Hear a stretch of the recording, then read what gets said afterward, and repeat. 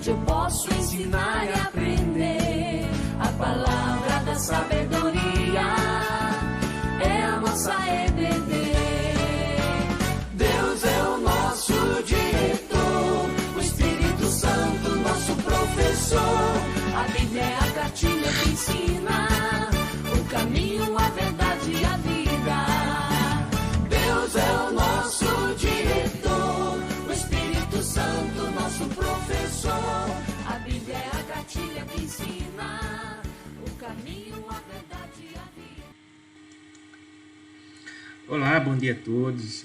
É sempre uma alegria estar aqui com vocês, dando aula, uma oportunidade de aprender também, né? Quem dá aula sempre aprende, né?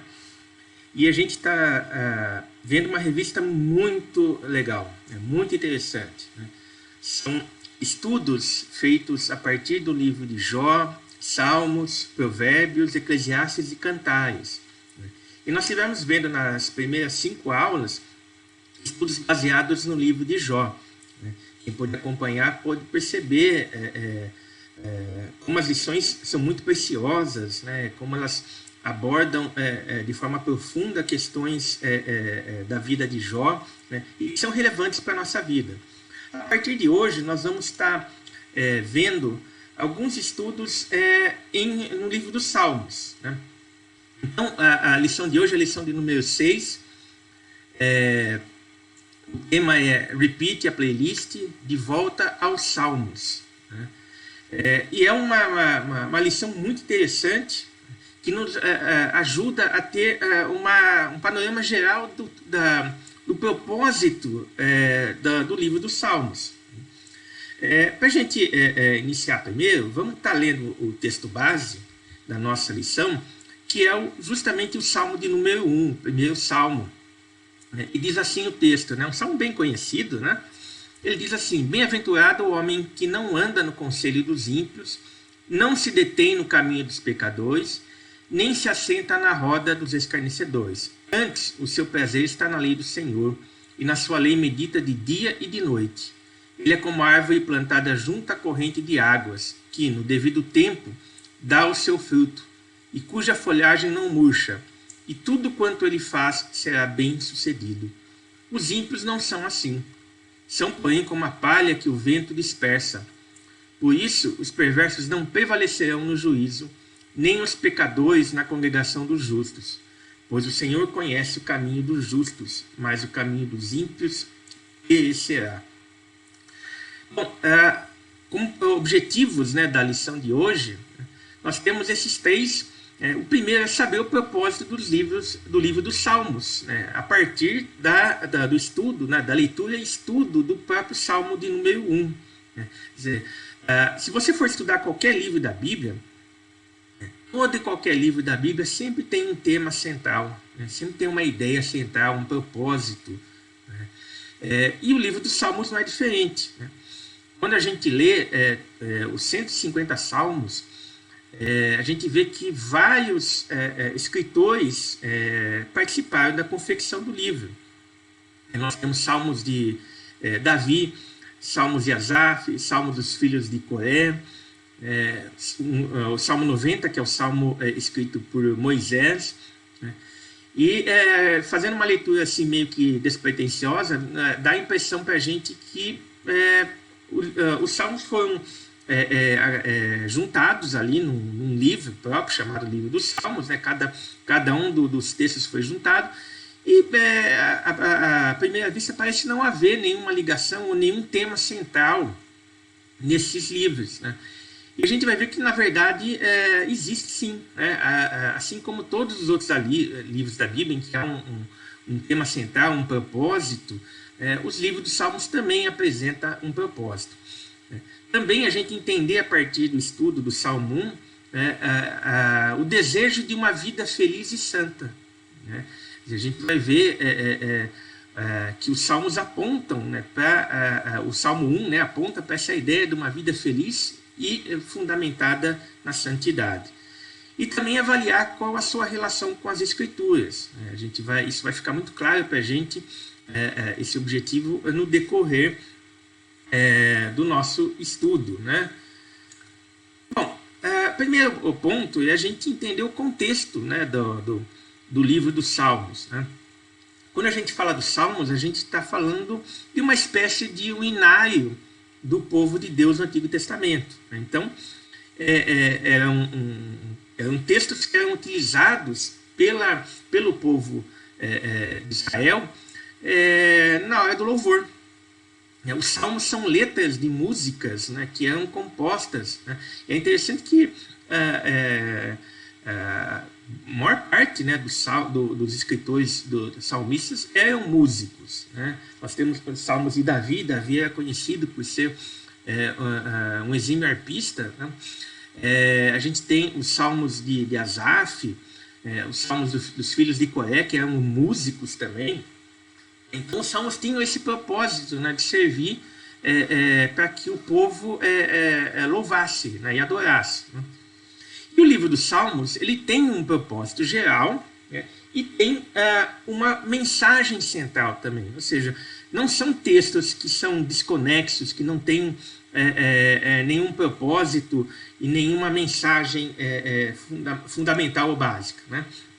Então, a gente vê que nesse contexto, né, os Salmos 1 e 2, eles foram intencionalmente colocados no início, né, do livro, né, como uma introdução ao todo. Né. A partir desses dois salmos, a gente consegue ver, por exemplo, no Salmo 1, qual que é o propósito do livro, que é o de instruir. Né. Os salmos servem para instrução, eles eram utilizados, né, como louvor, né, na parte do louvor e adoração, né, como inário do povo do Antigo Testamento, mas o seu propósito era instruir o povo. Enquanto o povo cantava, o povo era instruído. Enquanto o povo adorava, o povo era instruído. Né? E o Salmo 2 ele traz qual a mensagem do livro. Ou seja, subjacente a todos os salmos, nós temos a mensagem acerca do reinado do ungido. Aliás, né, quando a gente fala da figura de Jesus, Jesus ele é o tema central de toda a Bíblia. Né?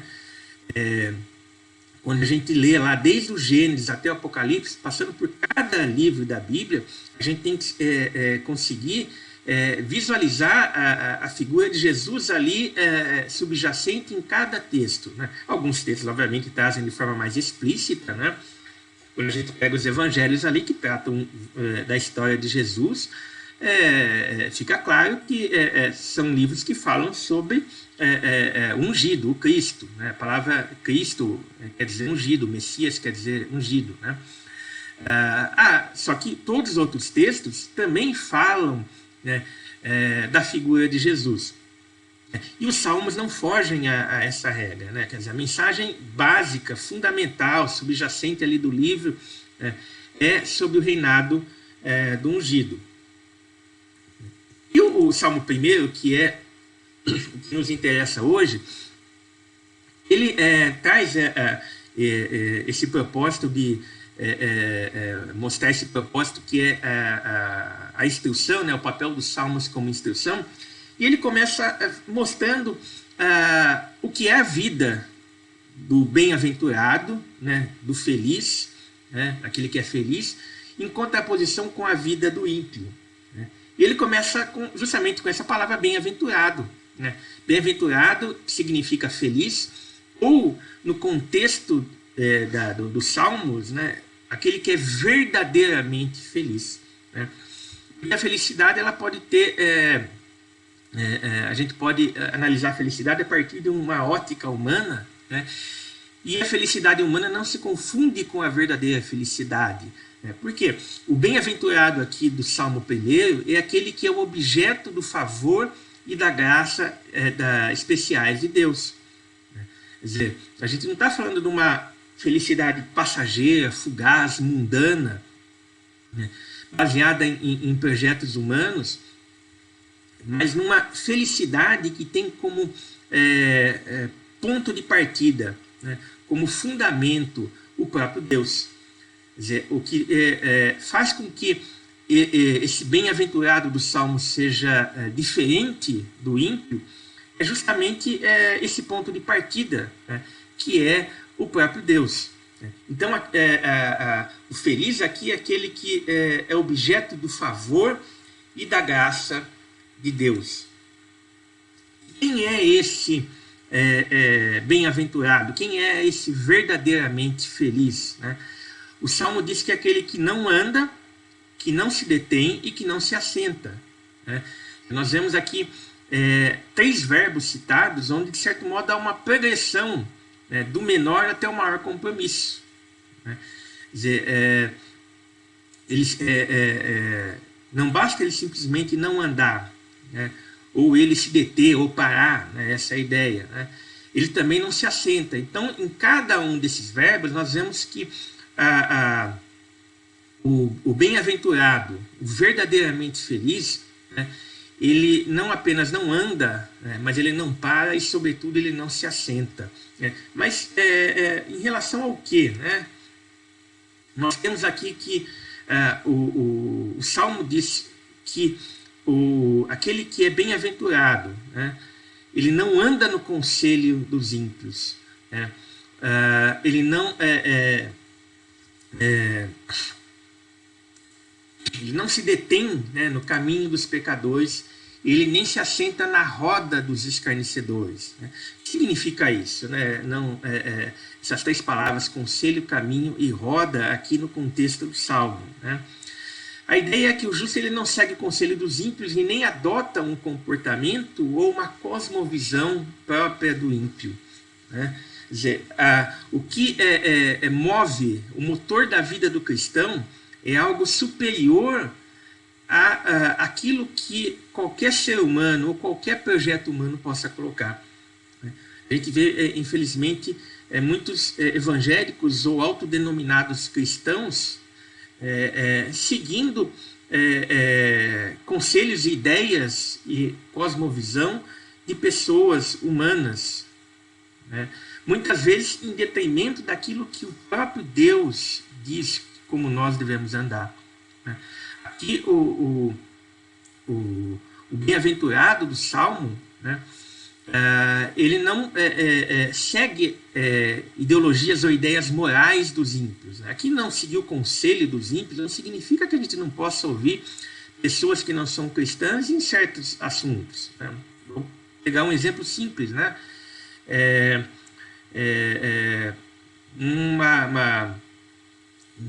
Um conselho ou uma ideia, né, que tenha como fundamento algum preceito científico.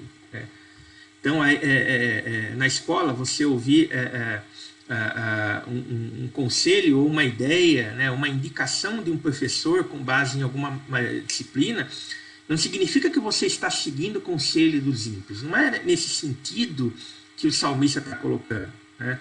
Então, nós vamos virar cristãos que não nos comunicamos com o mundo, não ouvimos como se tudo aquilo que o mundo trouxesse não fosse verdade. Né?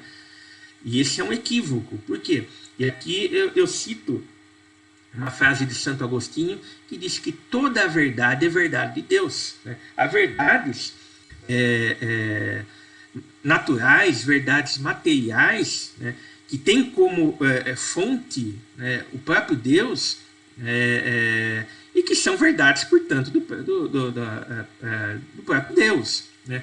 Quando eu pego leis matemáticas, ou as leis da física, né, eu estou falando de situações ou de eventos naturais, materiais, né, que decorrem da criação do próprio Deus. Então, quando eu ouço um cientista falando sobre uma verdade natural, né, eu estou ouvindo ele falando de uma verdade que é de Deus, mesmo que ele não acredite naquela verdade como uma verdade que tem como fonte o próprio Deus. Né? A ideia aqui do texto é que o justo não é aquele que segue as tramóias, né, dos ímpios, não segue a moral dos ímpios, né? Ele não adota o comportamento moral, espiritual dos ímpios. Né? Aqui não está falando em termos de comportamento cultural. Seria, por exemplo, eu achar que eu não vou adotar o comportamento dos ímpios, deixando de usar calça jeans e voltando a usar túnica, porque Jesus usou túnica. Não é nesse sentido que o salmista está falando. Quer dizer, o não adotar um comportamento é não adotar as práticas morais e espirituais que são contrárias àquilo que Deus estabelece. Né? E o justo é aquele que não adota também o ponto de vista ou a cosmovisão dos ímpios. E como o ímpio enxerga o mundo, como ele enxerga a vida, como ele enxerga o próprio Deus. Né? Quer dizer, a gente vê que no mundo de hoje, né, a gente fala de um mundo em que a ideologia, a filosofia reinante é a filosofia pós-moderna, né, que prega que não existem verdades absolutas, não existe um Deus. Né? Quer dizer, esse é o modo de enxergar. A palavra cosmovisão é justamente isso, né? O modo como nós enxergamos o mundo ao nosso redor, como nós enxergamos a nós mesmos, como nós enxergamos a nossa relação com os outros, e a partir dessa cosmovisão é que nós vamos desenvolver e seguir a nossa vida. A ideia aqui do salmista é muito mais do que simplesmente você seguir um ponto de vista humano. Né? O justo é aquele que adota como cosmovisão, como ponto de partida para enxergar o mundo, o próprio Deus. Nós, portanto, devemos enxergar a nossa vida a partir daquilo que Deus diz que a vida é. E não só isso, né? O texto diz também que o seu prazer, o prazer do justo, aquele que é verdadeiramente feliz, né? Qual que é o prazer dele? Né? É que o justo desenvolve-se por meio de sua resposta obediente às Escrituras, que são, obviamente, uma personificação da vontade de Deus. Né? Quer dizer,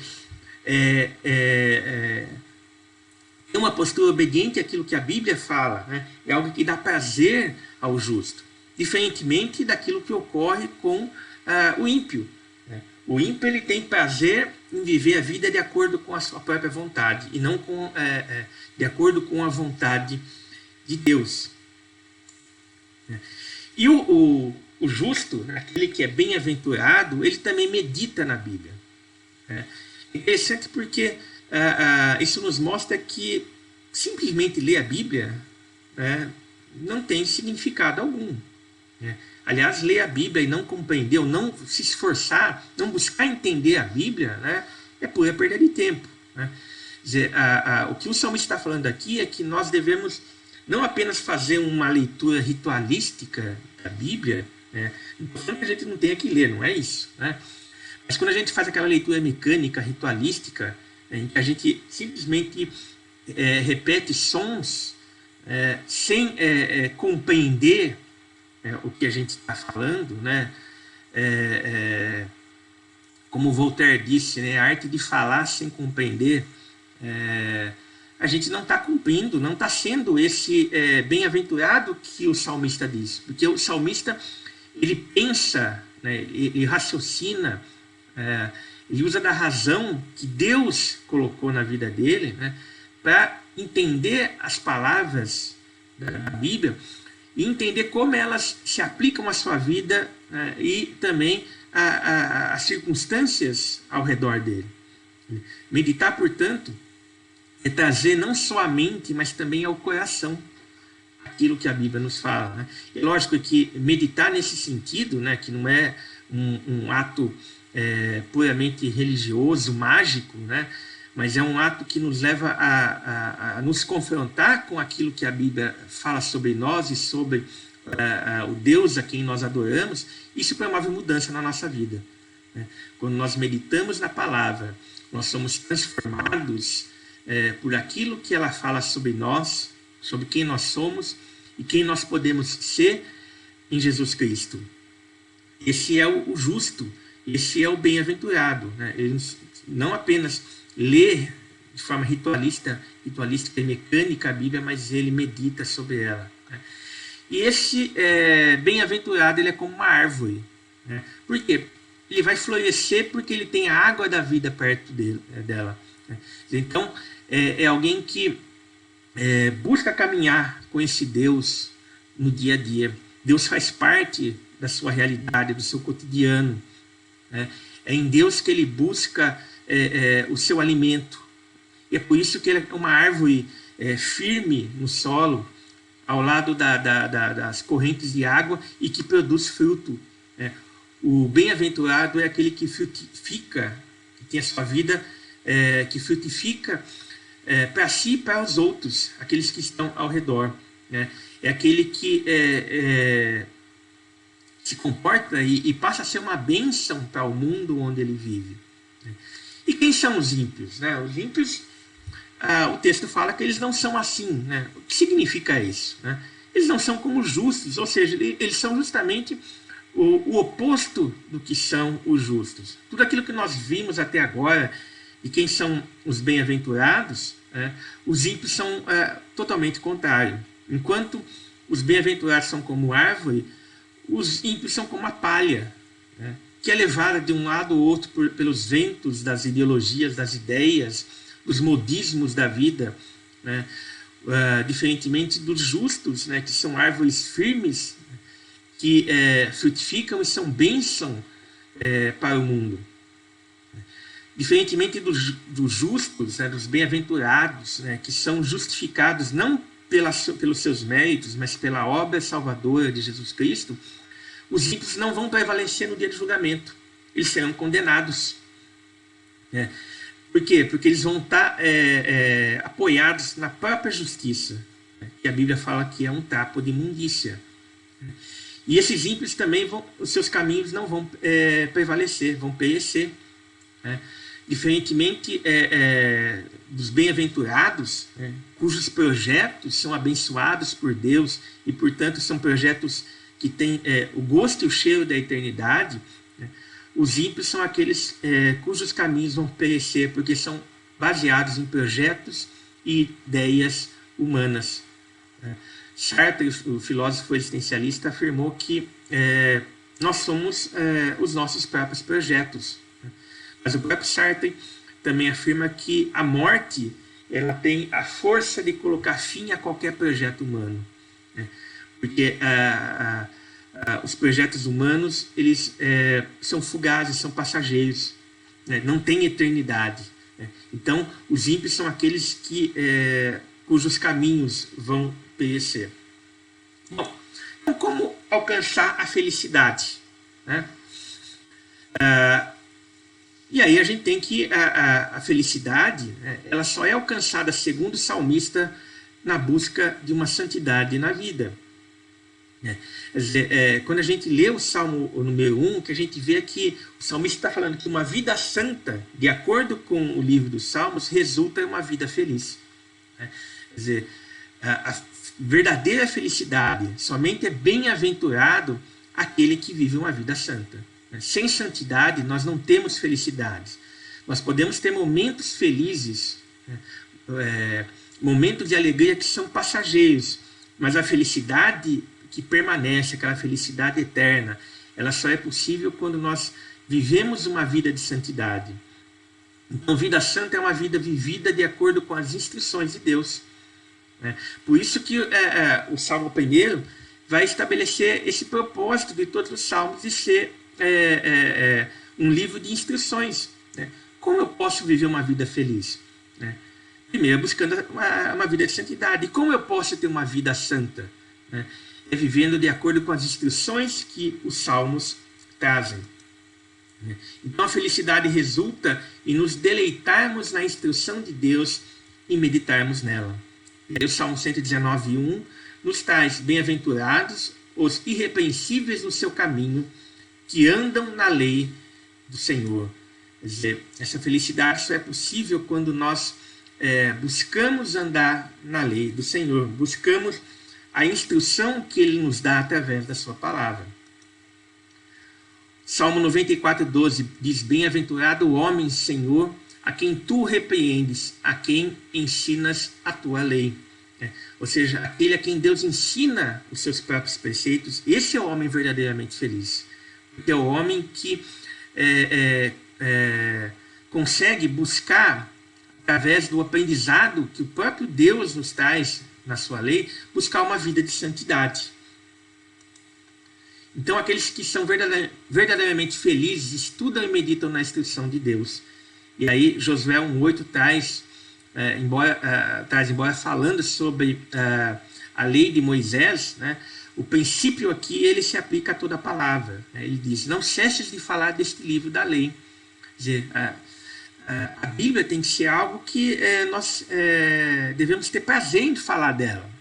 Não deve ser um livro com verdades secretas que nós escondemos para nós mesmos, ou que nós tenhamos vergonha de falar dele. Não, não cesses de falar desse livro da lei, antes medita nele dia e noite.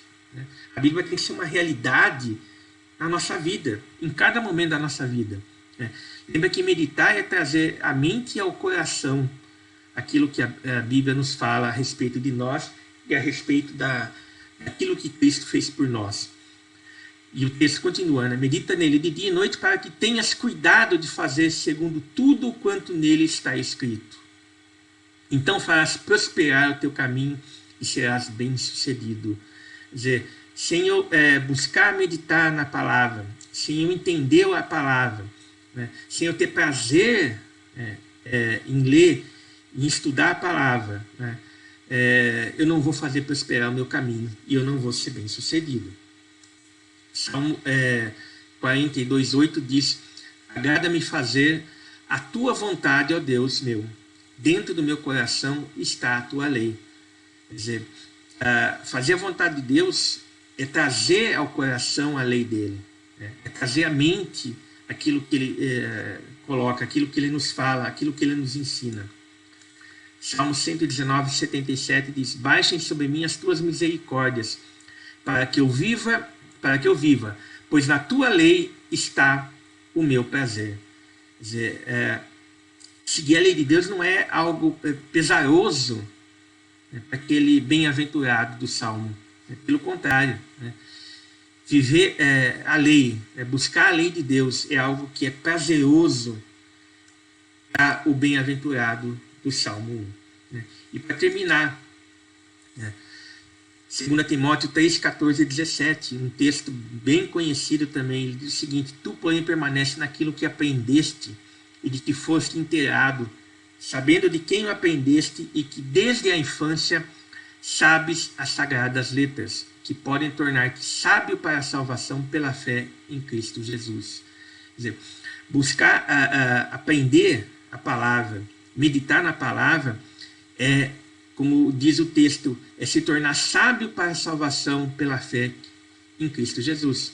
Lembra que eu falei que toda a Bíblia, né, tem subjacente a ela como tema central o próprio Jesus Cristo.